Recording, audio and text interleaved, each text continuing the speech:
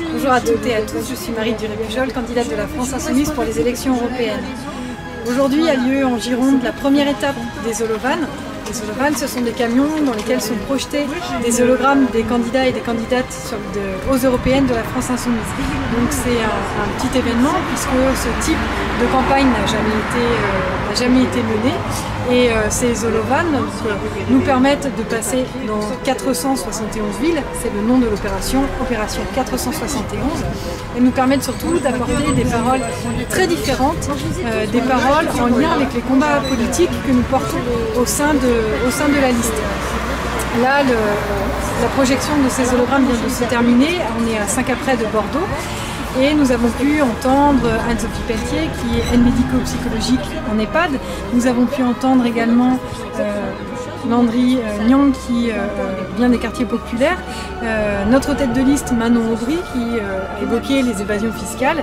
Ou encore Emmanuel Morel, qui est élu au Parlement européen et qui a dressé tout un tableau sur la nécessité de ce Parlement et sur ce qu'il est possible de faire à l'intérieur, sur ses implications dans notre quotidien.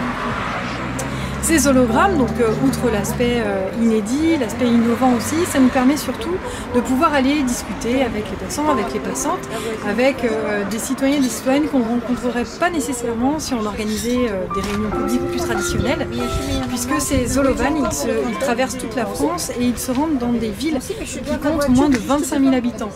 Donc l'enjeu, c'est vraiment de sortir des métropoles, de sortir des grandes villes, pour aller à la rencontre des populations dans des territoires qui se considèrent parfois comme étant oubliés. Le gilet jaune, le mouvement des gilets jaunes actuellement montre bien à quel point il peut être difficile de vivre dans ces lieux financièrement, lorsqu'on a besoin des grandes villes. Par exemple, quand on pense au service public, quand vous habitez dans certaines villes, il est très difficile de continuer à avoir un bureau de poste, d'avoir accès aux soins, difficile de trouver des médecins, et donc on est obligé de faire plusieurs kilomètres pour pouvoir se soigner, profiter de services qui devraient être des services de proximité.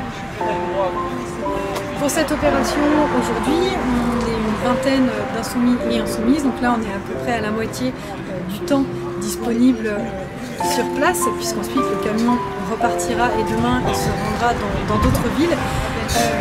Donc nous allons continuer avec des porte-à-porte, avec du potage, avec des tractages, puisque l'objectif, encore une fois, est vraiment d'aller à la rencontre d'un maximum de personnes pour parler de notre programme et pour les inviter aussi, pour les écouter, pour qu'ils puissent évoquer toutes les difficultés qu'ils peuvent rencontrer au quotidien par rapport à la politique d'Emmanuel Macron.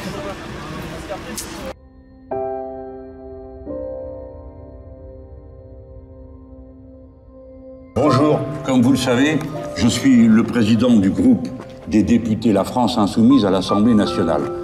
Vous êtes nombreux à être fiers de vous sentir bien représentés par ces femmes et ces hommes qui portent une parole claire, franche, sans détour, quels que soient les puissants qui se présentent dans cet hémicycle. Et bien de la même façon, pour les 5 prochaines années cruciales que va vivre le vieux continent, vous serez fiers d'être représentés par des femmes et des hommes de la France insoumise au Parlement européen. Regardez bien cette liste. Elle ressemble à la France elle-même, dans toute sa variété de tempéraments, de métiers, de culture. Ces hommes et ces femmes porteront d'une manière intraitable, sans compromission, sans arrangement, les principes fondamentaux qu'il faut maintenant porter en toutes circonstances, compte tenu de ce qu'est l'évolution de la situation générale du monde et de nos pays en Europe. Par conséquent, cette élection est une élection référendum pour ou contre la poursuite de la politique d'Emmanuel Macron. Nous ne biaisons pas, nous ne vous enroberons pas le sujet et nous assumons voter pour une Europe et pour l'entente des peuples. Approchez, mesdames et messieurs. Alors, qu'est-ce qu'on mange aujourd'hui? Qu'est-ce que vous avez mis dans votre assiette? Qu'est-ce que vous avez mis dans votre panier? Ah, je vous connais. Je sais que vous avez à cœur de manger des produits sains qui ont été fabriqués dans de bonnes conditions pour l'environnement, pour les animaux et qui permettent aussi aux producteurs, aux paysans, aux agriculteurs de vivre correctement, de vivre dignement de leur travail. Mais est-ce que vous savez ce que l'Europe de Bruxelles, ce que la politique agricole commune, elle met dans votre assiette actuellement? Eh bien, toujours des OGM, toujours des pesticides et encore du glyphosate. Emmanuel Macron a trahi sa promesse, il nous avait dit qu'il sortirait du glyphosate. Eh bien non, il a renoncé parce qu'il préfère favoriser les intérêts financiers de ses amis plutôt que de protéger notre santé et de protéger l'environnement. C'est une catastrophe sociale. C'est 5 millions d'agriculteurs qui ont disparu en France. Cette politique agricole commune de Bruxelles, aujourd'hui, elle conduit, comme je vous l'ai dit, à beaucoup de drames et elle ne nous permettra pas de manger comme vous le souhaitez aussi, 5 fruits et légumes par jour dans votre assiette. Mais je suis surtout investi dans la commission commerce international qui s'occupe de ce qu'on appelle des accords de libre-échange.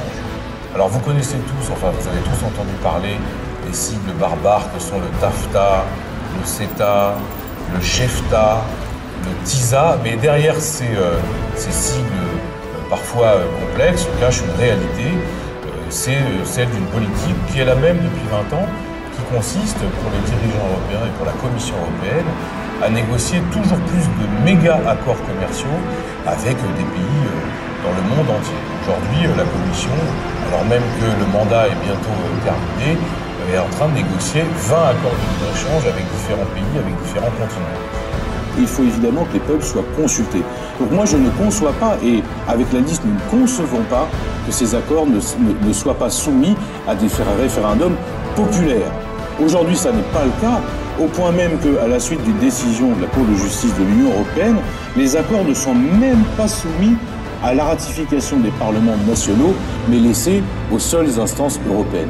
Cette situation, elle ne peut pas durer. Et c'est la raison pour laquelle nous nous engageons, et nous sommes les seuls à le faire, pour un protectionnisme solidaire, c'est-à-dire protéger les industries, les savoir-faire, les territoires, les entreprises, les salariés européens qui œuvrent pour la prospérité en Europe et qui sont aujourd'hui soumis à une concurrence totalement déloyale, à un dumping environnemental, à un dumping social qui n'est pas supportable. Voilà la raison pour laquelle nous essayons de nous mobiliser, voilà la raison pour laquelle pendant toute cette campagne, mais surtout après, une fois que nous serons élus, nous n'aurons de cesse de proposer une autre voie, un autre chemin, une alternative pour une Europe qui soit enfin au service des peuples et des citoyens européens. Bonjour, je suis Anne-Sophie Pelletier, candidate pour la France Insoumise aux élections européennes du 26 mai 2019. Alors, de quoi je vais vous parler aujourd'hui en tant qu'aide médico-psychologique dans un EHPAD? Eh bien, je vais vous parler de nos aînés. Chacun de vous, j'en suis persuadée, a été touché dans sa vie personnelle par des parents ou des grands-parents qui sont devenus dépendants et qui ont été mis en EHPAD, contrairement à ce que vous souhaitiez, vous qui portez cette culpabilité, et je sais ô combien elle est difficile. Eh bien, c'est de cette vie-là dont je vais vous parler et de mon expérience avec eux. Je suis aide médico-psychologique et je ne supportais plus d'avoir à prioriser des soins. Aujourd'hui, ai-je le temps de lui laver les cheveux? Aujourd'hui, ai-je le temps de lui laver les dents? Aujourd'hui, ai-je le temps de l'emmener aux toilettes? Non, je n'avais pas le temps.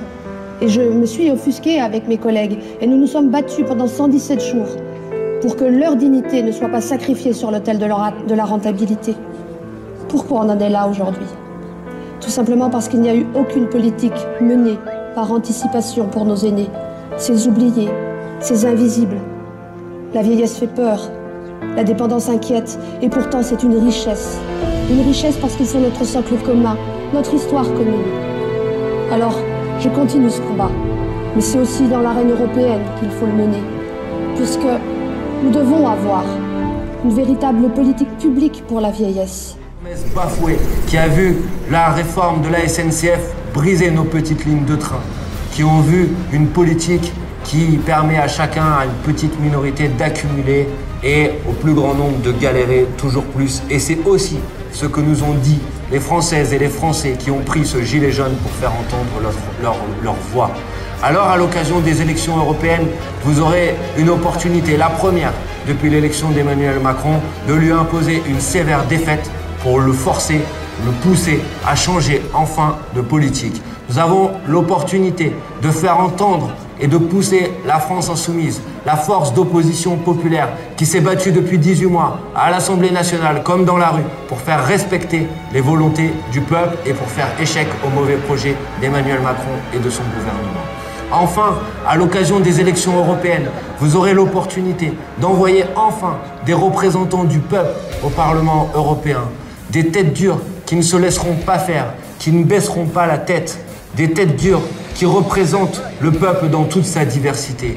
Car notre liste, la liste de la France insoumise pour les élections européennes, c'est la seule liste qui comprend plus de 30% d'employés et d'ouvriers, qui est composée d'une aide-soignante, d'un conducteur de train, d'une apicultrice, d'un enseignant, d'un retraité, d'un étudiant, d'un chômeur, d'une viticultrice, d'un viticulteur, d'une ingénieure ou d'un ingénieur, bref, de chacune et de chacun d'entre vous.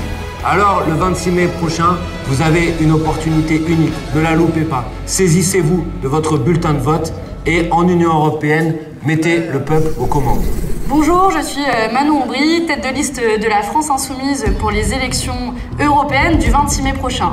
Si je viens vous parler aujourd'hui de ces élections européennes, c'est qu'en réalité, l'Union européenne est présente dans votre quotidien. Quand vous levez le matin et que vous prenez votre petit déjeuner, ce sont des règles européennes qui régulent la nourriture que vous avez dans votre assiette, les céréales que vous avez par exemple dans votre assiette. Ce sont des députés européens qui ont voté l'autorisation du glyphosate qui peut se retrouver dans vos céréales. Ce sont aussi des députés européens qui sont en train de négocier le traité de libre-échange avec la Nouvelle-Zélande qui fera que peut-être demain, vous aurez du lait en provenance de Nouvelle-Zélande dans votre assiette. Ce sont aussi des députés européens qui votent la politique agricole commune qu'on appelle la PAC et qui privilégient les grandes fermes industrielles au détriment de l'agriculture bio et paysanne locale. Aidée par l'Union européenne puisque c'est la responsabilité de la République. Mais en réalité, là aussi, l'Union européenne et nos élus européens ont leur mot à dire.